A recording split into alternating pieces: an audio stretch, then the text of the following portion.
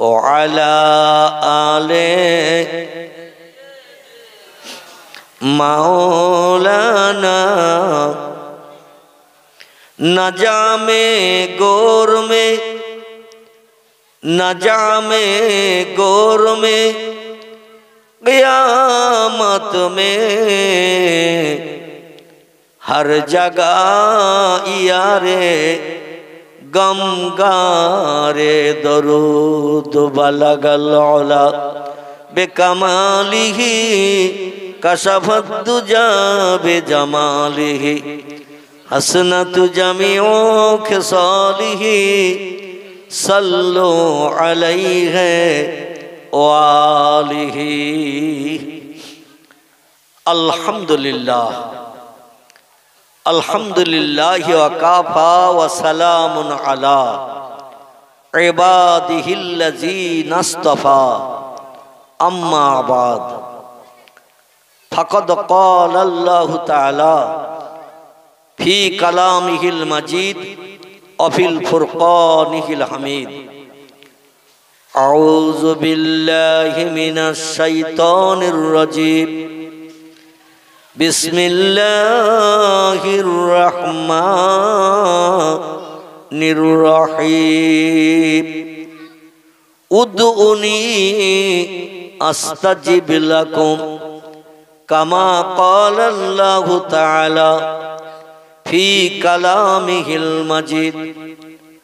वक़ाला नबिय्यु सल्लल्लाहु अलैहि वसल्लम मन काना लिल्लाहि काना अल्लाहु लहु कमा क़ाला अलैहि सलातु वस्सलाम।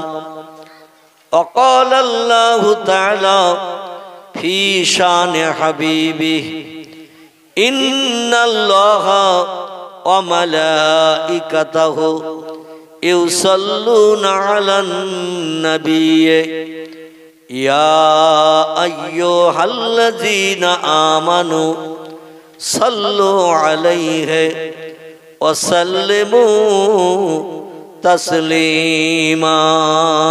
अल्लाहुम्मा सल्लि अला मौलाना मुहम्मद व अला आले सय्यिदिना मौलाना। अभय बाणी दिल तारा अभय बाणी दिल तारा ओ आमीना बीबी शिशु पुत्र तुम्हार हबे शेष जमानार नबी। अल्लाहुम्मा सल्लि अला सय्यिदिना मौलाना व अला आले सय्यिदिना। जे शिशु के देखे तारा जे शिशु के देखे तारा रसूल मेने गेलो সেই নবীরই মোহাব্বতে দরুদ মোমিন পড়ো। আল্লাহুম্মা সাল্লি আলা সাইয়্যিদিনা মাওলানা ও আলা আলে সাইয়্যিদিনা মাওলানা মুহাম্মদ। আলহামদুলিল্লাহ, সমস্ত প্রশংসা তারিফ কৃতজ্ঞতা শোক দিয়া আমরা তাহারি দরবারে জ্ঞাপন করি, যিনি পবিত্র শাবান মাসের গুরুত্বপূর্ণ দিন ও রাতকে সামনে রেখে আমাদের সকলকে বিবি বাচ্চার মায়া পরিত্যাগ করিয়ে দুনিয়ার ব্যবসা বাণিজ্য কাজকর্ম ছাড়িয়ে দুনিয়ার সমস্ত চিন্তা ভাবনা মগজ থেকে দূর করিয়ে বেহেশতের বাগানে আমাদের সকলকে আসার এবং বসার সুযোগ দান করেছেন। আমরা সেই আল্লাহর মহান দরবারে একটু কৃতজ্ঞতা শুকরিয়া জ্ঞাপন করি। সকলে গলা ছেড়ে বলুন আলহামদুলিল্লাহ। আমার ভাইরা, তো যে 5টি দিন ও রাতের কথা আমি আপনাদের কাছে বলছিলাম, এর ভিতরে 3টি রাতের মর্যাদা বেশি আর 2টি দিনের মর্যাদা বেশি। দিন 2টি কি কি? পবিত্র ঈদুল ফিতরের ঈদের দিন ঈদের নামাজ হয় রাতে না দিনে? দিনে। ঈদুল ফিতরের ঈদের দিনের মর্যাদা বেশি। বান্দা যখন গোসল করে পবিত্র কাপড় পরে ঘর থেকে ঈদের ময়দানে নামাজ পড়তে যায়, আর নামাজ অন্তে আল্লাহর কাছে মসজিদের উদ্দেশ্যে বান্দারা ঈদগায় যেটা চায়, আল্লাহ ঈদগাহ থেকে নামার আগে সেটা কবুল করে নেয়। ঈদগার এরিয়া আছে না, এই ঈদগার এরিয়া থেকে নিচে নামার আগে ওই দিন আল্লাহ বান্দাদের দোয়া দাবি কবুল করে নেয়। ঈদের দিন হলো 2টি। একটি দিনের নাম ঈদুল ফিতর, একটি দিনের নাম ঈদুল আজহা, মানে কোরবানির ঈদ। এটা আরবি ভাষায় বলা হয় আদহা, কিন্তু অন্য মত অবলম্বী বা অন্য মতদর্শের মানুষ ওরা দোয়াত উচ্চারণটা ঠিক মতো করে না। ওরা দোয়াতকে, যেমন রমজান আরবি ভাষায় লেখা, ওরা বলে রমজান, বলে না? আমরাও শুনে শুনে মুখস্থ করেছি, আমরা বলি রমজান মাস, বলি না? কারণ ওরা দোয়াত অক্ষরটা মানে জয় অক্ষরের মতো আওয়াজ করে বা এই জয় অক্ষরের মতো উচ্চারণ করে পড়ে। এই জন্য আমরা রমাদান বলি আরবি ভাষায়, ওরা বলে রমজান। ওরা দোয়াত অক্ষরকে দোয়াত উচ্চারণ করে না। ঠিক তদ্রূপ ঈদুল আদহা এ শব্দটা হলো শেষে দোয়াত উচ্চারণ করতে হয়, কিন্তু ওরা বলে ঈদুল আজহা। কি বলে? মানে জয় অক্ষর উচ্চারণের মতো আওয়াজ করে বলে। আমরা বলি ঈদুল আদহা, কোরবানির ঈদ। জোরে বলে একটু সুবহানাল্লাহ। এই ঈদুল আদহার দিন আল্লাহ পাক বান্দাদের ঈদের নামাজ পড়িয়ে ঈদগাহ থেকে বাইরে বেরোনোর আগে যেটা চায় আল্লাহর কাছে হাত তুলে, আল্লাহ সেটা সঙ্গে সঙ্গে কবুল করে বান্দার মুখে হাসি ফুটায়। তাহলে 5টির ভিতরে 2টি চলে গেল, আর বাকি আছে কটি? বাকি এই বাচ্চারা কোনে কথা বলতেছে, বাচ্চারা কোনে, ওরা বাজার করতে বাদাম ভাজা আছে নাকি ওখানে? ফুরুলি, পেঁজি, পাপড়, ফুচকা আছে নাকি ওখানে? দেখবেন ফুচকার দোকানে লাইন পড়লে এইরকম হাটের মতো আওয়াজ হয়। তো অবশ্যই আমার ধারণা ওখানে ফুচকা বিক্রি হচ্ছে না, বাদামও বিক্রি হচ্ছে না, পেঁজি ও ফুরুলি পাপড় কিছু বিক্রি হচ্ছে না, ঠিক কি না? এই জন্য আমি বাচ্চারা যারা পর্দার ভিতরে আসো, বিশেষ করে পর্দার ভিতরে থাকে কারা? কথা বলে মেয়েরা থাকে, মেয়েরা। মায়েরা বললেই হবে না, এখানে মা এবং মায়ের সন্তান বাচ্চারাও আছে না। আর মায়েরা কথা না বললেও ওই বাচ্চারা কথা বলতেছে। ইবলিস শয়তান ওদের দিয়ে অ্যাকশন চালাচ্ছে যাতে আর কেউ শুনতে না চায়, আর কেউ শুনতে না পায়। এটা হলো শয়তানের খাসলাত। ও নিজে শুনবে না ভালো কথা, কাউকে শুনতে দেবে না। এই জন্য আমি অনুরোধ রাখবো, প্যান্ডেলের ভিতরে মায়ের জাত বয়স্ক মেয়েরা যারা আছেন, ওই বাচ্চাদের একটু গাইড করেন। আর যদি কথা না শোনে, তখন তো 1 টিন ঘি নিয়ে ওদের লেজ মলা মতো করতে হবে, ঠিক কি না? কুকুরের লেজে যদি 1 টিন গাওয়া ঘি মলতে মলতে যদি ঘিয়ের টিন খালি হয়ে যায়, কুকুরের লেজ এবার ছেড়ে দিলে সোজা হবে না বেঁকে থাকবে? 1 টিন গাওয়া ঘি যদি কুকুরের লেজে মলা হয়, মলি মলে লেজটা সোজা করার জন্য যদি টানা হয়, টানার পরে যেই ঘি শেষ হয়ে গেল, লেজ ছেড়ে দিলেও লেজ ব্যাকবে না, সোজা হবে? বেঁকে যাবে। মেয়েদের খাসলাত হলো ওরা বেঁকা হাড়ের তৈরি। ও হাজার ঘি মলেন আর তেল মলেন আর যাই মলেন, ওরা কিন্তু জীবনে বেকাহার সোজা হবে না, ঠিক কি না? তবে যারা আল্লাহওয়ালা, আল্লাহ প্রেমিক, খোদা ভক্ত, আলেম ওলামার কথার মর্যাদা যারা দেয়, ওদের কণ্ঠে দিয়ে আর কোনো আওয়াজ আসবে না। এই জন্য আমি বলবো, কুকুরের লেজমার্কা মেয়ে যারা আসো, ঘরে যেয়ে কোরিয়ান কম্বল মুড়ি দাও। কি কম্বল? সব থেকে দামি কম্বলের নাম হলো কোরিয়ান কম্বল, কোরিয়ানের প্রোটেকশন। এই কম্বল খুব দামি কম্বল। ওই কম্বল বাড়ি যেয়ে মুড়িয়ে দাও। কারণ বাংলায় প্রবাদ আছে, মাঘের শীত বাঘের গায়েও লাগে। দিনের বেলা যদিও হালকা গরম ছিল সূর্যের তাপে, রাত যত বাড়বে ঠান্ডা তত পড়বে না।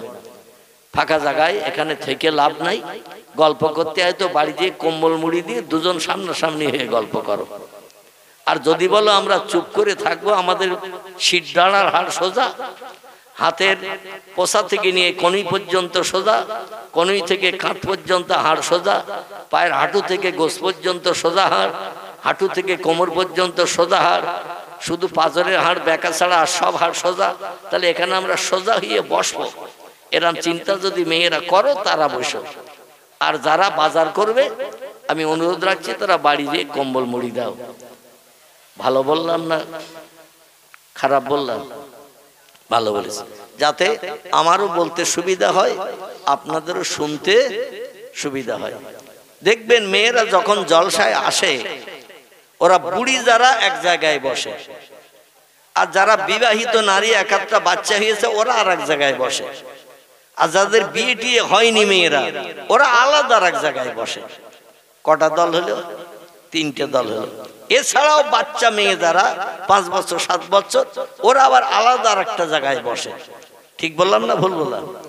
মানে যে বয়সের যারা, তারা সেখানে বসে। বুড়ি যারা, ওরা এক জায়গায় বসে আলোচনা করে। মিলাদ তো শুনতে আসে না, মেয়েরা কোনোদিন ওয়াজ শুনতে আসে না।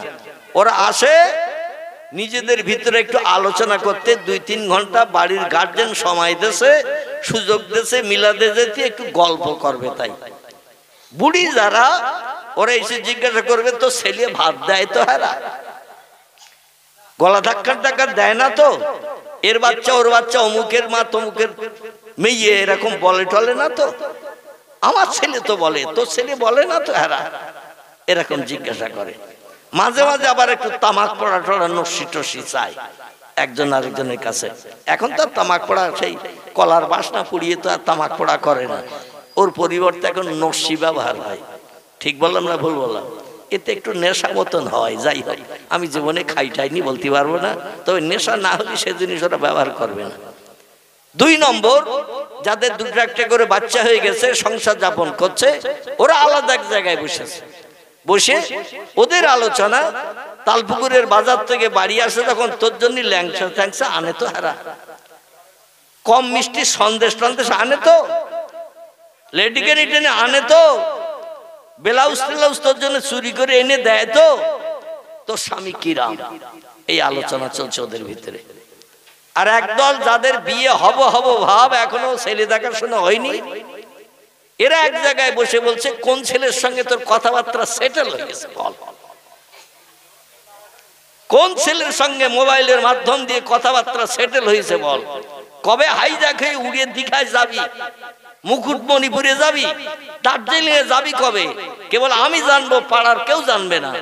আমার সঙ্গে বল, চলে গেলি পাড়ায় যখন খবর হবে তখন মিস করে আসবো আমি, কারণ আমি তো খবরটা জানি।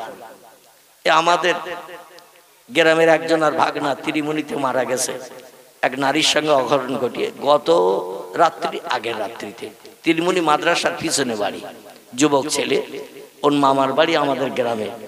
সালাউদ্দিন হাজি নাম, নাসির হাজি নাম, আর নাম বলবো না। এই 2 জন ভাই, 2 জনই হাজি, এদেরই ভাগনা আমাদের গ্রামে প্রায় আসতো। ত্রিমুনি মাদ্রাসার পিছনে বাড়ি। এক মেয়ের সঙ্গে এমন জমিয়ে গেছে, বাপ মা 2 জন চিল্লায় গেছে আসামে। কোথায় বললো? চিল্লায় গেছে আসামে। আর ছেলে ওদিকে বাড়িতে আছে, মেয়েরাও আছে। এখন সেই মেয়েটারে তার আপনজনেরা সম্ভবত বিয়ে দিয়ে দিয়েছে। মেয়েটারে বিয়ে দেওয়ার কারণে ছেলে বলে, আমার মাল তো হাতছাড়া হয়ে গেল, চলে গেল আরেকজনের বাড়ি। ও দুঃখ রাগ যন্ত্রণা সহ্য করতে না পেরে এইভাবে ঝুলতেছে, বুঝতে পেরেছেন তো? গলায় দড়ি দিয়ে ঝুলতেছে। ওর বাপের কাছে ফোন করেছে, মায়ের কাছে তো ফোন ধরতেই দেয়নি। মানে এই চিল্লার আমির যে বসিরহাট তীরমোড়ে, সে বলছে আমাদের চিল্লা শেষ হতে এখনো 3 দিন বাকি কি 4 দিন বাকি, চিল্লার কাজ শেষ না হওয়া পর্যন্ত ওর বাপের কাছে ফোন দেওয়া যাবে না। এখন আবার চিল্লার এমন নিয়ম হয়েছে, যারা চিল্লা দিতে যাবে এদের কারো কাছে ফোন রাখলে হবে না, বাড়ির কোনো মানুষের সঙ্গে কথা বলা যাবে না। বর্তমানে নতুন আইন হয়েছে, নিয়ম হয়েছে। আগে মোবাইল ছিল না, এই আইনটা তখন চালু হয়নি। এখন মোবাইল হয়েছে, চিল্লায় গেলে মোবাইল নিয়ে যেতে পারবে না। ওর বাপ মা তো মোবাইল নিয়ে যায়নি, চিল্লার আমিরের কাছে থাকে একটা মোবাইল। কারো বাড়ির কোনো সমস্যা ঘটলে, কোনো অশান্তি ঘটলে, অসুবিধা হলে আমিরের কাছে ফোন করতে হবে, নাম্বারটা বাড়ির লোকের কাছে দিয়ে যায়। আর ওরা সব খালি হাতে মোবাইল বিহীন। আর আমিরের কাছে ফোন করা হয়েছে, আমাদের ছেলে গলায় দড়ি দিয়েছে, ওর বাপের কাছে ফোনটা দাও, ফোন করব। আমির বলল ওইভাবে কবর দাও, বাপের কাছে ফোন দেওয়া যাবে না। একটু জোরে বলুন নাউজুবিল্লাহ। কি সর্বনাশ! আচ্ছা, ইসলাম শরীয়ত কি এত কড়া? কথা বলেন, ইসলাম শরীয়ত কি এত কড়া যে একটা ছেলে মারা গেছে বাপের কাছে ফোন দেওয়া যাবে না, তারা এসে মরামুখটা দেখতে পাবে না? পিতা যার সঙ্গে রক্তের এত গাঢ় সম্পর্ক, এত গাঢ়তর মহব্বত সন্তানের সঙ্গে পিতার, আর মায়ের সঙ্গে তো 32টা নাড়ি ছেঁড়া ব্যথা। কটা? 32টা নাড়ি ছিঁড়ে একটা বাচ্চা পৃথিবীতে মায়ের উদর থেকে জন্ম নেয়। সব থেকে বেশি কষ্ট লাগে সন্তান মারা গেলে কার? মায়ের। মায়ের কলিজা তো খান খান হয়ে যাবে। মায়ের কাছে তো মোবাইল দিলই না, সেদিন বাপের কাছেও জানালো না, বলে এখন দেয়া যাবে না মোবাইল। একদিন পরে বললো আমরা কি করব, বলে ওইভাবে কবর দাও। আচ্ছা, কবর দিলে সরকারি পুলিশ বা আর যারা আছে এরা শুনবে? একটা প্রধানমন্ত্রী, মুখ্যমন্ত্রী যদি অ্যাক্সিডেন্টে মারা যায়, তাও তারে পর্যন্ত পোস্টমর্টম করা হয়। ঠিক বললাম না ভুল বললাম? কোনো নামি দামি ব্যক্তি যদি মারা যায় অ্যাক্সিডেন্টে কোনো কারণে, গলায় দড়ি দিয়ে বা বিষ খেয়ে বা কোনো হঠাৎ অ্যাক্সিডেন্টের কারণে মারা গেলে, তাদেরও পর্যন্ত পোস্টমর্টম করা হয়। আর মুসলমানদের তো কেউ চক্ষু বেড়ে দেখতে পারে না। ঠিক বললাম না ভুল বললাম? এরা ভুল করলে মেনে নেবে থানা পুলিশ, মেনে নেবে সরকারি অফিসাররা। তো ওখান থেকে বলে দিচ্ছে আসাম থেকে কবর দাও, লোকজন না জানিয়ে কবর দাও। শেষ পর্যন্ত সেই লোকজন না জানিয়ে কবর দিল। পরের দিন কবর দেওয়ার পরে ফাটাফাটি হয়ে গেল। মানে এ জানতে ও জানতে, এ জানতে ও জানতে মোটামুটি সব চাউর হয়ে গেছে। এখন শেষ পর্যন্ত সেই যে আমি নিয়ে গিয়েছিল, একটা তবলিগি মসজিদ আছে ওই নিকেরি পাড়ার নিচের দিকে, সেই মসজিদ জনগণ রাগে এত গড়গড় হয়ে গেছে, এত বিতৃষ্ণা হয়ে গেছে, খবর ওর বাপ মাকে না দেওয়ার কারণে বলে মসজিদ ভেঙে দেব, ওদের মসজিদ ভেঙে দেব, এখানে আর ওই মসজিদ রাখবো না, আর মানুষকে এইভাবে বিভ্রান্ত করতে দেব না। জোরে বলুন একটু নাউজুবিল্লাহ। শেষ পর্যন্ত ওর বাপের কাছে ফোনটা দেয়া হলো। 2 দিন পরে লাশ তো কবরে। এখন আমি আজকের খবর বলতে পারবো না, থানা পুলিশের কানে গেলে ওরা অবশ্যই লাশ তুলবে না, তুলবে না, তুলবে, পোস্টমর্টম করবে, তারপরে তাকে আবার কবর দেওয়ার ব্যবস্থা করা হবে। হায় রে আফসোস!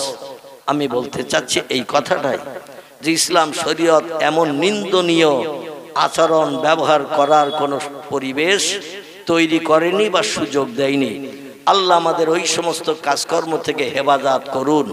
আল্লাহ আমাদের সুস্থ পয়গম্বর মুহাম্মদ রাসূলুল্লাহর নির্দেশাবলী বাস্তব জীবনে রূপদান করে, বাপ হয়ে সন্তান মারা গেলে তাকে নিজ হাতে করে দাফন করার ব্যবস্থা করার সুযোগ দিন। আবার পিতা মারা গেলে সন্তানেরা অন্তত বাপকে নিজ হাতে করে কবরে দাফন করে আল্লাহর কাছে দোকানে হাত তুলে দোয়া করার সুযোগ পান। আল্লাহ কোরআনে বলছেন, অকুর রব্বির হামহুমা কামা রব্বায়ানি সাগীরা।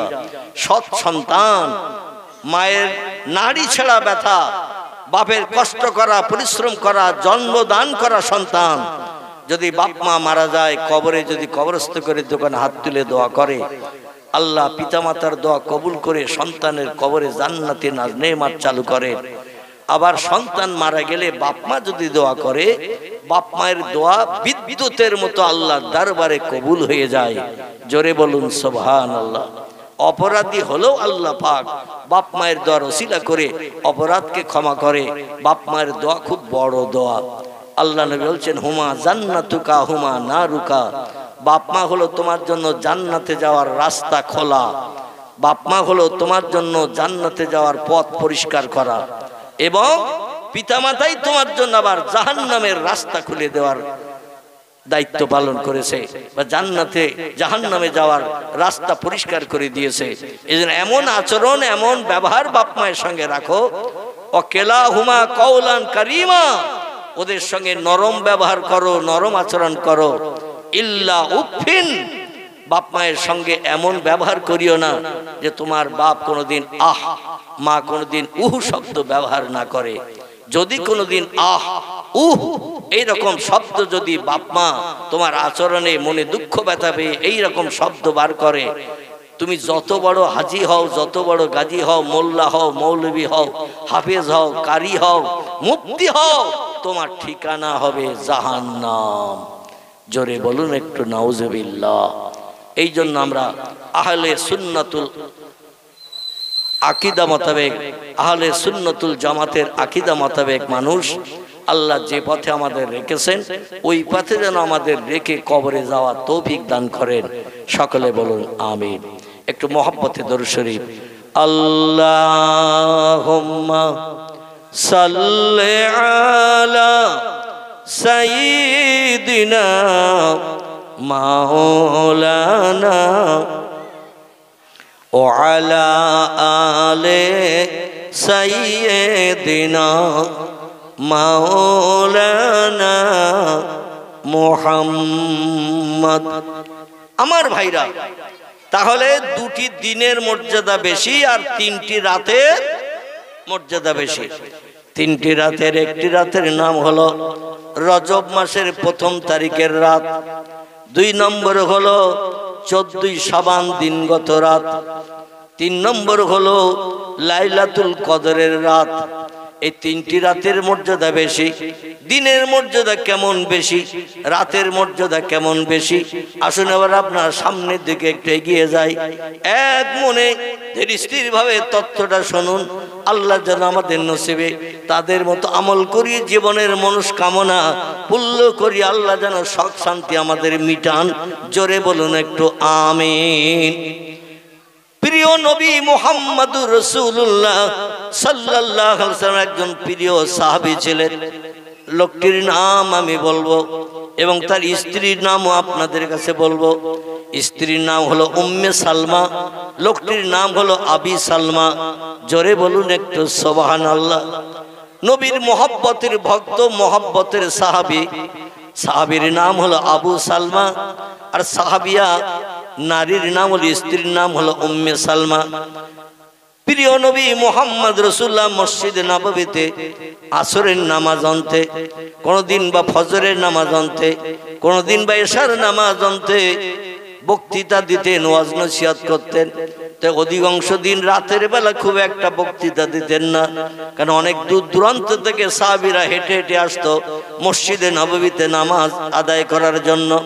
নবী বলেছেন, আমার হাতে গড়া মসজিদে কোনো ব্যক্তি যদি একটা না 40 ওয়াক্ত নামাজ আদায় করে বা জামাত ইমামের পিছনে, আমি মুহাম্মদ রাসূলুল্লাহ বলছি তাকে জান্নাতে নিয়ে যাওয়ার দায়িত্ব স্বয়ং আমার কাঁধে চেপে গেল। কত ওয়াক্ত? 40 ওয়াক্ত নামাজ বা জামাত ইমামের পিছনে যদি কোনো ব্যক্তি একটানা আদায় করে, ওই লোকটিকে জান্নাতে যাওয়ার দায়িত্ব আমার কাঁধে চেপে গেল। এমনকি জান্নাতে নিয়ে যাওয়ার জন্য আমার উপরে ওয়াজিব হয়ে গেল। ফরজের পরের স্টেজ হলো ওয়াজিব। নবী বলছেন সেই ওয়াজিবের দায়িত্ব আমার কাঁধে চেপে গেল। লা ইয়াদখুলুল জান্নাহ, আমি মুহাম্মদ তত সময় পর্যন্ত জান্নাতে যাব না, এই ব্যক্তিকে যত সময় জান্নাতে না ঢোকাবো। প্রিয় নবী মুহাম্মদ রাসূলুল্লাহ শাবানের চাঁদের আলোচনা করছিলেন। শাবান শব্দটি হলো আরবি ভাষা, এর বাংলা অর্থ হলো গুনাহ মাপের মাস। আমরা সাবান দিয়ে যেমন গায়ের ময়লা পরিষ্কার করি, জামা কাপড় পরিষ্কার করি, আল্লাহ বান্দার দেহে যত ময়লা মাখবে এই ময়লাগুলো পরিষ্কারের জন্য বছরে একটা মাস করে আল্লাহ ময়লা পরিষ্কারের মাস দান করেছেন। এই মাসটির নাম হলো পবিত্র শাবান। প্রিয় নবী মুহাম্মদ রাসূলুল্লাহ সাল্লাল্লাহু আলাইহি সাল্লাম তিনি মসজিদে নববীতে আসরের নামাজ আনতে সাহাবীরা বলেন কুমিয়া ইয়াল আসহাব, এ সাহাবীরা নামাজ আনতে একটু বসে যাও, এই মাসের গুরুত্ব মর্যাদা সম্পর্কে কিছু আলোকপাত করব, যাতে এই মাসের মর্যাদা সম্পর্কে তোমরা জানা বোঝা করে মাসটার মর্যাদা দিয়ে জীবনের সুখ শান্তি আল্লাহর কাছ থেকে মিটিয়ে নিতে পারো। কারণ এই পবিত্র রাতে 14ই শাবান দিনগত রাতে যে ব্যক্তি বেশি বেশি করে নফল নামাজ পড়ে, রাত জাগে, তাসবিহ তাহলিল পাঠ করে, আল্লাহ পাক রব্বুল আলামিন তার দোয়া দাবিল কবুল না করে পারেন না। প্রিয় নবী মুহাম্মদ রাসূলুল্লাহ নামাজ আনতে মসজিদে নববীর ভিতরে এই মাসের মর্যাদা সম্পর্কে আলোচনা করছেন। এমন কি বলছেন, কারো যদি কিছু জীবনের দুঃখ দুর্দশা থাকে, অভাব থাকে, সমস্যা থাকে, আল্লাহর রেজামন্দির জন্য একটু বেশি বেশি করে নফল নামাজ আদায় করবে। নফল নামাজ আদায় করে ভোর হওয়ার আগে, পূর্ব দিকে সূর্য উদয় হওয়ার আগে আল্লাহ কোরআনে বলছেন সালামুন হিয়া হাত্তা মাতলাইল ফজর, তুলিয়ে ফজর পূর্ব দিকে সূর্য উদয় হওয়ার আগ মুহূর্ত পর্যন্ত এই রাতের ইজ্জতের খাতিরে আল্লাহ পাক রহমতের দরজা খুলে দিয়ে থাকেন। এই জন্য কারো কিছু চাওয়ার থাকে, মজুরি খেটে যদি মজুরি নেওয়ার ইচ্ছা থাকে, ফজরে সূর্য উদয় হওয়ার আগে আল্লাহর কাছে হাত পাতি হোক, আল্লাহ তোমাকে বঞ্চিত করবেন না। যেটা মনের শখ, যেটা মনের ইচ্ছা এই রাতে আল্লাহ পাক কবুল করে বান্দার মুখে হাসি ফুটান।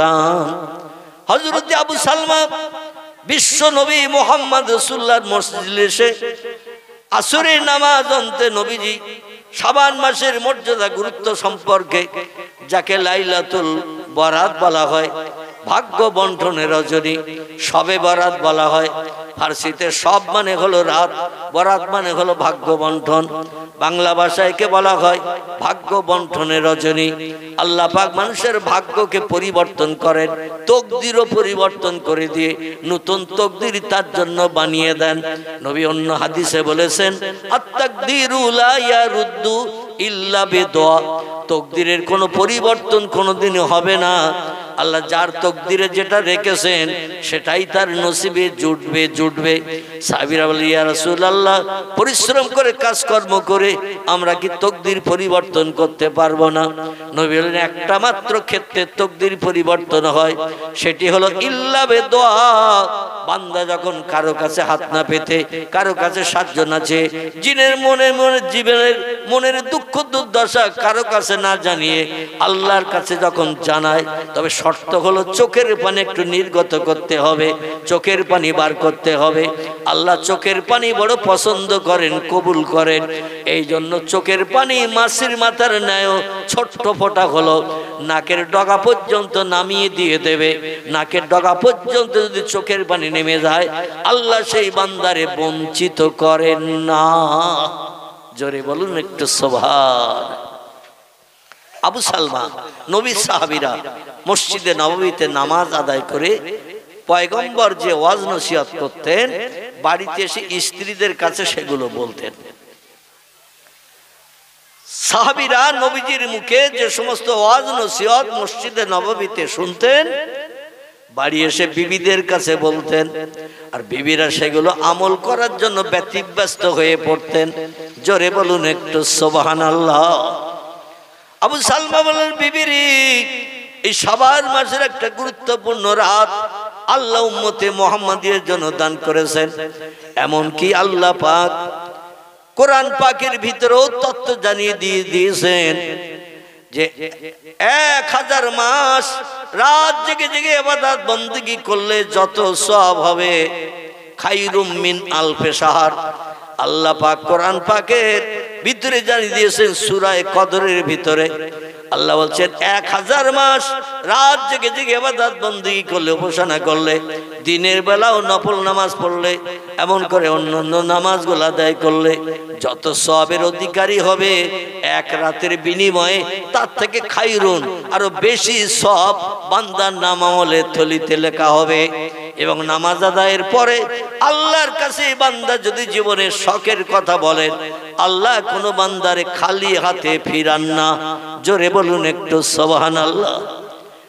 আবু সালমার বিবি জান্নাত হযরত উম্মে সালমা বললেন, স্বামী গো, কবে মরি কবে বাঁচি, আর একটা বছর পরে এই রাত আমাদের নসিবে আসবে। একটা বছর না বাঁচলে তো এই পবিত্র রাত পাবো না। এজন্য আজকের রাতটাই যখন সেই পবিত্র রাত, পয়গম্বর বলে দিয়েছেন 14ই শাবান দিবগত রাত, সেই রাতটি আজকের রাত। তাহলে আমরা সারা রাত আজকে আর ঘুমাবো না, শান্তির শয্যায় থাকবো না। আমরা আল্লাহর রেজামন্দি করে জীবনে দুঃখ দুর্দশার কথা জানিয়ে আগামী ভবিষ্যৎ জীবনটা সুখের বানানোর জন্য আল্লাহর কাছে হাত তুলে দোয়া করব। আপনিও নামাজ পড়বেন নফল নামাজ, আমিও নামাজ পড়ব নফল নামাজ। স্বামী স্ত্রী দুইজনে পাশাপাশি যায় নামাজ পড়তে নামাজ আদায় করব। আমার দেখে আপনি নামাজ পড়বেন, আপনার দেখে আমিও নামাজ পড়ব। ইসলাম শরীয়তে এই হিংসা করাটা জায়েজ আছে। জোরে বলুন একটু সুবহানাল্লাহ। ওর থেকে বেশি পড়বো আমি, আবার তার থেকে বেশি পড়বো আমি। সে আবার বলে ও যখন পড়ছে আমিও পড়বো, আমিও বেশি বেশি পড়বো, 2 রাকাত বেশি পড়তে হয় পড়বো। এইভাবে পাল্লা করে হিংসা করে বেশি নামাজ ইসলাম শরীয়তে পড়া জায়েজ আছে, কিন্তু অন্য কোন ক্ষেত্রে হিংসা করা জায়েজ নাই। আবু সালমা বললেন বিবিরে, ও মেয়েরা ভালো করে কান দিয়ে শোনো, আল্লাহর পয়গম্বর মুহাম্মদ রাসূলুল্লাহ জানিয়েছেন, আল্লাহর ইবাদত করে আল্লাহর যদি খুশি রাজি করতে চাও, রাতের বেলা একটু তোমরা ক্ষুধার্ত থাকিও, বেশি পেট ভরে যেন খেও না। সবে বরাতে, সবে কদরে, এমন করে আশুরায় দেখবেন আমাদের বাড়িতে কম বেশি ভালো মন্দ রান্না করা হয়, আর এমন খাওয়া খাই শুয়ে পড়লে আর ওঠার ইচ্ছা থাকে না। ঠিক বললাম না ভুল বললাম? অধিকাংশ বাড়িতে রুটি তৈরি হয়, গোশত তৈরি হয়, হালুয়া তৈরি হয়, পায়েস তৈরি হয় সবে বরাতে রাতে। তবে আগের থেকে এখন একটু কম হয়ে গেছে। ঠিক বললাম না ভুল বললাম? সবে বরাতের মাস আসলেই ঢেকিতে শুধু ঢোলের মতো গুড়ুম গাড়াম আওয়াজ হতো। ঠিক বললাম না ভুল বললাম? তো আস্তে আস্তে মেশিন, ধান কল, গম কল তৈরি হওয়ার কারণে ঢেকি এখন উদাও হয়ে গেছে। খুব বেশি বাড়িতে নাই, 1-8টা বাড়িতে থাকলেও থাকতে পারে পাড়ার ভিতরে, গ্রামের ভিতরে। আরে ঢেকি ওই রকম, একজন আটা করবে আর একজন ধামা নিয়ে রেডি হয়ে থাকবে, মানে ওর হয়ে যাবে আর একজন। আর এই বিকাল বেলা থেকে রুটি পায়েস তৈরির হিড়িক সবে বরাতে এসেছে। রুটি পায়েস তৈরির হিড়িক চলবে, আর এই তৈরি করতে করতে পায়েস, রুটি, গোশত, রুটি, এটা ওটা করতে করতে রাত 10টা, 10:30, 11টাও বেজে যায়। এর বাড়ির রুটি ওর বাড়ি, ওর বাড়ির রুটি এর বাড়ি, এর বাড়ির পায়েস ওর বাড়ি, ওর বাড়ির পায়েস এর বাড়ি, এইরকম ভাবে শুধু পরিবেশন হয়। আর এই খাটাখাটনি করতে করতে যখন দেহ ক্লান্ত হয়ে যায়, নাকে মুখে দুটো দিয়ে শোয়, আর বলে মনে মনে চিন্তা ভাবনা করে 10:30টায় শুচ্ছি, রাত্র দ্বীপ্রহরের পরে তো এই নামাজটা আল্লাহর কাছে প্রিয়, মানে দ্বীপ্রহরের পর থেকে নিয়ে ফজরের আজানের আগ পর্যন্ত এই নফল নামাজটা হলো আল্লাহর কাছে প্রিয়। ওই রাত 8:30টার সময় নয়, 9টার সময় নয়, রাত্র দ্বীপ্রহরের পর থেকে ফজরের আজান ধ্বনির আগ পর্যন্ত এই নামাজটাকে বলা হয় তাহাজ্জুদ। কি নাম বললাম? তাহাজ্জুদ। এই নামাজটা এশার নামাজের পরপরই নয়, বা তারাবি নামাজের পরপরই নয়। এই নফল নামাজটার নিয়ম হলো রাত্র দ্বীপ্রহরের পর থেকে নিয়ে ফজরের আজানের আগ পর্যন্ত। কিন্তু আমরা মনে মনে চিন্তা ভাবনা করি, খাটাখাটনি তো খুব করেছি, রুটি পায়েস তৈরি করেছি, পাড়ার বিভিন্ন লোকের বাড়ি দিয়েছি, বাচ্চা কাচ্চাদের দিয়েছি, ঘন্টা দেড়েক একটুখানি বিশ্রাম নেই, 12টার পরে উঠবো। আর ওই যে শুয়েছে ইবলিস শয়তান, এমন তালপাকার পাতার হাওয়া দিচ্ছে, ও এমন কাল ঘুমিয়েছে, ওর ঘুম ভেঙে গেছে বেলা 9টার সময়। কটার সময়? বেলা 8:30, 9টার আগে আর ঘুম ভাঙেনি। ক্লান্ত দেহ ঘুমিয়ে পড়েছে, আর ইবলিস শয়তান তাল পাতার ঠান্ডা হাওয়া দিয়ে দিয়েছে, ঘুমো, খবরদার যেন উঠবি না, নামাজ যেন পড়বি না। আর তোরে এমন কাল ঘুম পাড়িয়েছি, বেলা 9টার আগে আর ঘুম ভাঙবে না। কোথার শবে বরাত কোথায় চলে গেল, কোথায় লাইলাতুল কদর চলে গেল, কোথায় আমার ভাইরা রজব মাসের 1ম তারিখে দিন রাত চলে গেল, আমাদের কাছে আর কোনো খবর নাই। আবু সালমা বলছেন, প্রাণের বিবি, এই জন্য আমাদের খাওয়া দাওয়া একটু কম করতে হবে, কারণ বেশি খেলে পেট ভারী হয়ে যাবে, ইবাদত করতে অসুবিধা হবে। আর আমরা এইরকম দিন রাতে একটু বেশি বেশি খাই। ঠিক বললাম না ভুল বললাম? একটু বেশি বেশি খাই আমরা। তো যাই হোক, খাওয়ার কারণে শরীর মেজমেজি হয়ে যায়, আল্লাহর ইবাদত করতে অনীহা প্রকাশ হয়। আমার ভাইরা, স্বামী স্ত্রী দুইজনে প্রিয় নবী মুহাম্মদ রাসূলুল্লাহর কথা মোতাবেক নবী বলছেন, এমন খাদ্য খাবে পেটটারে 3টে ভাগে ভাগ করে নেবে। কটা? পেটটারে 3টি ভাগে ভাগ করবে। 1 ভাগ খাদ্য খাবে, 1 ভাগ পানি পান করবে, আর 1 ভাগ তোমরা খালি রেখে দেবে। রোগ বেমারি হবে না, অসুস্থতা আসবে না, শরীর মেজমেজে হবে না, আল্লাহর ইবাদত করতে সুবিধা হবে। স্বামী স্ত্রী দুইজন প্রিয় নবীর কথা মোতাবেক পেটটাকে 3টে ভাগে ভাগ করে নিয়ে 1 ভাগ খাদ্য গ্রহণ করলেন, আর 1 ভাগ পানি দিয়ে ভর্তি করলেন, 1 ভাগ খালি রেখে দিলেন। এশার নামাজ অন্ত থেকে নিয়ে সারাটি রাত ইবাদত করার জন্য দৃঢ় প্রতিজ্ঞাবদ্ধ হলেন। এইভাবে নামাজ পড়ছেন স্বামী, স্ত্রী দেখে নামাজ পড়ছে, স্ত্রী নামাজ পড়া দেখে স্বামীও বারবার নিয়ত করছে, 2 রাকাতের নিয়ত চলছে। আমার ভাইরা, নফল নামাজ চলছে, নামাজ চলতে চলতে ওর দেখে নামাজ পড়ে, আরেকজনের দেখে নামাজ পড়ে। স্বামী স্ত্রী দুইজন ঘরে পাশাপাশি দাঁড়িয়ে নামাজ পড়ছেন, এটা শরীয়তে জায়েজ আছে। জোরে বলুন একটু সুবহানাল্লাহ। ঘরের ভিতরে দরজা জানলা লাগানো, এখনকার মধ্যে দেওয়ালে সুইচ টিপলে রড লাইট জ্বলে, ঘরে আলো দেবে না। তখনকার সময় একমাত্র তেলের বাতি, এইটা আধার দূর করার জন্য এনাফ যথেষ্ট ছিল। আমরা বাংলা ভাষায় যারা লম্ফ বলি, টেমি বলি। পরবর্তীতে হারকেন তৈরি হয়েছে, নবীর জামানেও সব হারকেন টারকেনের বালাই ছিল না। তেল দিয়ে বাতিতে আগুন দিলে যত সময় তেল থাকে তত সময় আলো জ্বলে। সংসারে কাজকর্ম শেষ হয়ে গেলে টেমি সারা রাত জ্বালিয়ে রাখে না, বন্ধ করে ফেলে, বন্ধ করে বিশ্রামে যায়। কারণ ঘরে লাইট জ্বললে অনেকের ঘুমাতে অসুবিধা হয়। নামাজ চলছে, আর ভোর হয়ে এসেছে, স্বামী স্ত্রী কিছুই জানে না। কারণ ঘরের দরজা জানলা যদি কমপ্লিট লাগানো থাকে, দিনের আলো বাইরে দেখা যাবে, ঘরের ভিতরে বোঝা যাবে না। স্বামী স্ত্রী বলছি, ফজরের আজান ধ্বনির আগ পর্যন্ত আল্লাহর দরবারে দোয়া চাইলে আল্লাহ দোয়া ফেরত দেয় না। এখনো রাত আছে, নামাজ চালাও। একজন আরেকজনকে দেখে নামাজ পড়ছেন, কিন্তু ভোর হয়ে আসে। আল্লাহ বান্দাদের খবর রাখেন না। ইয়ালামু খায়নাতাল আয়ুনে ওমা তুখফিস সুদূর। আল্লাহ বলছেন, তোমরা গোপনে গোপনে অন্তরে যে চিন্তা ভাবনা করেছো, ফজরের আজানের আগে আমার কাছে পরিশ্রমের মূল্য চাবে, কিন্তু ফজরের আজান ধ্বনি আগত, ফজরের আজানের সময় এসে গেছে, আর আজানের পরে পূর্ব দিকে সূর্যোদয় হয়ে গেলে দোয়া দাবি কবুল হবে না, পরিশ্রমটা বেকার হয়ে যাবে। কাক পাখিরা, চিল পাখিরা, ফিঙে পাখিরা, চড়ুই পাখিরা, তোমরা বাসা থেকে বেরিয়ে যাও খাদ্য অন্বেষণের জন্য।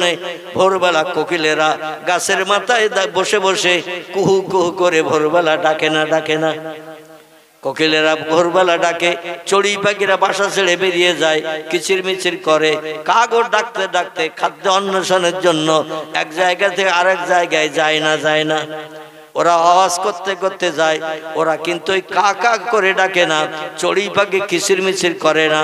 আল্লাহ বলছেন, ওরা আমি আল্লাহ আমার নামের জপ জিকির করতে করতে যাই। কারণ ওদের 5 পাটি চাল ঘরে নাই, 2 লাখ টাকা ব্যাংকে নাই, ওদের পুকুরে কোনো 3 বছরের পুরনো মাছ পোষা নাই, ওদের কোনো বাজারে যে খাবার কেনার সুযোগ নাই। ঠিক বললাম না ভুল বললাম? এই জন্য ভোরবেলা বাসা ছেড়ে বেরিয়ে যখন খাদ্য তালাশ করতে যায়, ও বান্দার শোনো, ওয়াইন মিন শাইইন ইল্লা ইউসাব্বিহু বিহামদিহি, যত সৃষ্টি চোখে দেখতে পাও, যত সৃষ্টি চোখে দেখতে পাও না, সব সৃষ্টি আমি আল্লাহ আমার নামের জপ জিকির করে।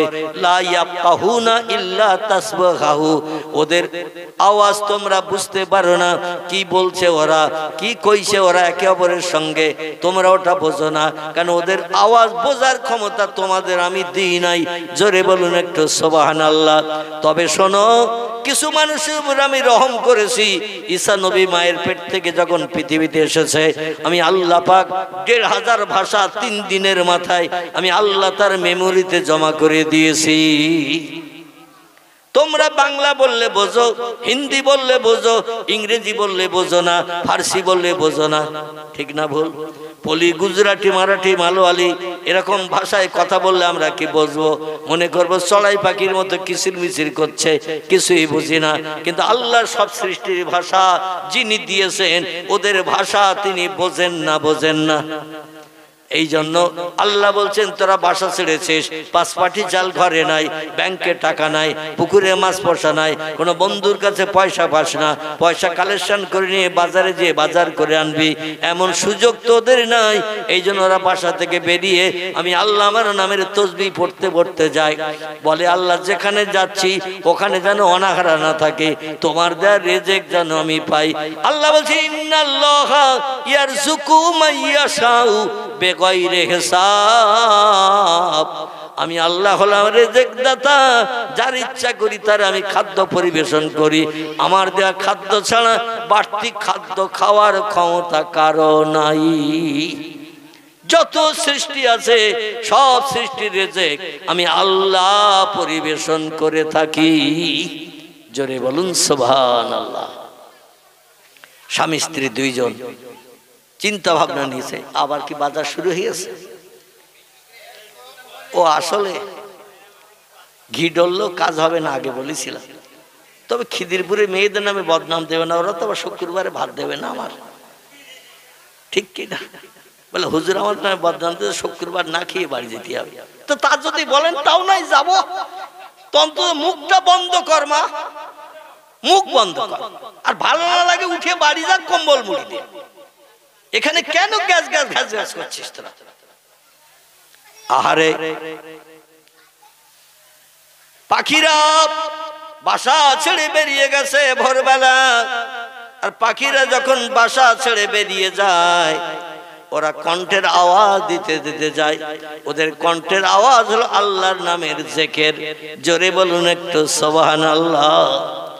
আবু সালমা ডেকে বলে, বিবিরি ঘরের দরজা বন্ধ, জানালা বন্ধ, আধার কাটে নাই, বাইরে বোধহয় ফর্সা হয়ে গেছে।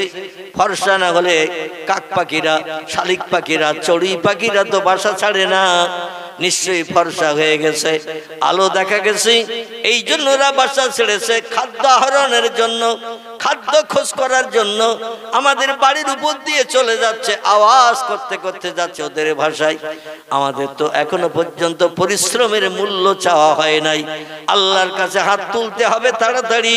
সূর্য পূর্ব দিকে উদয় হয়ে গেলে আমাদের দোয়া দাবি আর কবুল হবে না, সারা রাতের পরিশ্রমের কোনো মূল্য নসিবে জুটবে না। জোরে বলুন একটু সুবহানাল্লাহ। স্ত্রী বলছে, না মিয়া যাওজি, প্রাণের স্বামী, আপনি তো ওই তথ্যই পয়গম্বরের মুখ থেকে শুনে এসেছেন, আমার কাছে জানিয়েছেন।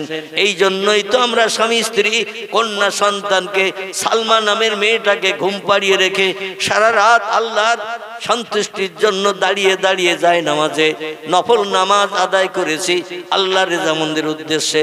কিন্তু নামাজ পড়লাম, মজুরি খাটলাম, পরিশ্রম তো নেয়া, পরিশ্রমের মূল্য তো নেওয়া হয় নাই। ও আমার প্রাণের স্বামী, হাত তুলুন আপনি, আমি আপনার পাশে বসে বসে আল্লাহুম্মা আমিন, আল্লাহুম্মা আমিন করি। কারণ একজন দোয়া করলে আর 10 জন যদি থাকে ওই সঙ্গে তারাও হাত তুলে আমিন আমিন করে না, করে না? কি করে না, করে না? আমিন আমিন করে। আমিন শব্দটি আরবি ভাষা, এর বাংলা অর্থ হলো আল্লাহ। যিনি দোয়া করছেন, যে কথা বলছেন, ওই কথায় আমিও একমত, আল্লাহ দোয়াটা কবুল করে নেন। স্ত্রী বললেন, প্রাণের স্বামী, আমরা সংসারে বড় অভাবী। নবীর গরিব সাহাবীদের ভিতরে আমরা একজন। আমাদের বিল্ডিং নাই, পাথরের গুহার ভিতরে আমরা বসবাস করি। কোথায়? পাথরের পাহাড়ের পাথরের গুহার ভিতরে আমরা বসবাস করি। এ প্রাণের স্বামীর নুন আনতে পান্তা ফুরোয়, পান্তা আনতে নুন ফুরোয়। কোনদিন মজুরি হয়, কোনদিন আপনার মজুরি হয় না। আমি পর্দা পুশিদা নারী উম্মে সালমা, সংসারের ঘর কন্যার কাজ করি, বাইরে কোনো পরিশ্রম করতে যাই না। এখন তো সরকার সুযোগ করে দিয়েছে, নারী পুরুষের মর্যাদা সমান সমান। ছেলেরা কাজ করতে যাবে আর মেয়েরা ছায়ায় থাকবে, ওটা সরকার আমরা পছন্দ করি না। ছেলেরা যেমন রাস্তায় স্লোগান দিতে যায়, জিন্দাবাদ অমুকের নামে তমুকের নামে দিতে যায়, তোমরাও মেয়েরা কেন বসে থাকবে? ছেলেদের যেমন সরকারি ফ্যাসিলিটি, মেয়েদেরও তেমন সরকারি ফ্যাসিলিটি, বরং মেয়েদের ফ্যাসিলিটি ছেলেদের থেকে এখন বেশি না কম? ছেলেদের থেকে মেয়েদের বেশি। মানুষের লক্ষ্মী ভান্ডার থেকে শুরু করে আরো কত কিছু আছে না, সবুজ সাথী, এটা ওটা হ্যান স্যান, কত কিছু মেয়েদের জন্য সরকারি ফ্যাসিলিটি। এই জন্য মেয়েদের বললো তোমরা আর ঘরে থেকো না, ছেলেরা যেমন বাইরে বেরিয়ে যায় তোমরাও তেমন বাইরে বেরিয়ে যাও। আল্লাহর নবী সাল্লাল্লাহু আলাইহি ওয়াসাল্লাম বলছেন, মেয়েরা পর্দা পুশিদার ভিতরে ঘরকন্যার কাজ করো, পুরুষেরা রৌদ্রে পুড়বে, বর্ষায় ভিজবে, ওরা অর্থ উপার্জন করে ঘরে আনবে, তাহলে সে সংসারে আল্লাহর আসমানি রহমত বর্ষিত হবে। জোরে বলুন সুবহানাল্লাহ। সরকার ফ্যাসিলিটি দিয়েছে, কোরআন হাদিস পুড়িয়ে যাক, জ্বলিয়ে যাক, ও আর দেখার দরকার নাই। সরকার যেটা বলবে সেটা করব, কারণ সরকার আমাদের সুবিধা দেয়, আল্লাহ দেয় না। এটা অধিকাংশ মেয়ের মগজের চিন্তা ভাবনা কিনা, আল্লাহ তো কিছু দেয় না। এই জন্য আল্লাহর উপরে এখন আর তাওয়াক্কাল ভরসা অধিকাংশ মানুষের নাই। ছেলেদেরও যেমন নাই, মেয়েদেরও তেমন নাই। এই জন্য স্ত্রী বলছেন, সংসারে অনেক অভাব, অনেক অনটন, আমাদের কোনোদিন উনানে হারিয়ে ওঠে, কোনোদিন উনানে হারিয়ে ওঠে না, না খেয়ে অনাহারা থাকতে হয়। মেয়েটার নিয়ে একটু দুশ্চিন্তার মাঝখানে থাকি, যেদিন উনানে হারিয়ে ওঠে না তার মুখে কিছু দিতে পারি না। এই জন্য প্রাণের স্বামী, আপনি বেশি দুঃখী, বেশি অভাবী, আপনার মনে সুখ শান্তি অনেক। এই জন্য আপনি আগে হাত তুলে দোয়া করেন, আমি আপনার হয়ে আমিন আমিন করব। আল্লাহ যাতে স্বামীর জন্য স্ত্রীর দোয়া বিদ্যুতের মতো কবুল করেন। জোরে বলুন সুবহান। আবু সালমা ডেকে বলে, প্রাণের বিবি, এ আমার স্ত্রী উম্মে সালমা, আমি তোমার স্বামী, আমার চেহারা দেখতে ভালো না। মদিনার অধিকাংশ পুরুষদের চেহারা কম বেশি ভালো, আমার চেহারা হলো কালো, আমার ফেস কাটিং দেখতে তত ভালো না। মেয়েরা চেহারাওয়ালা সুন্দর সৌন্দর্যওয়ালা পুরুষ বেশি পছন্দ করতে চায়, তোমার নসিবে তো সেটা জোটে নাই, কারণ তুমি কালো স্বামী দেখে পছন্দ করে বিয়ে করেছ। অর্থ সম্পদ, সোনা দানা, টাকা পয়সা, ভালো বিল্ডিং আমার নাই, ভালো শাড়ি চুড়ি কাপড় চোপড় কিনে তোমারে আমি দিতে পারি নাই। মনে তোমার কত ব্যথা, কত দুঃখ, কত অভাব। আজকে রাত্রে আল্লাহর কাছে চাইলে আল্লাহ সব দাবি কবুল করে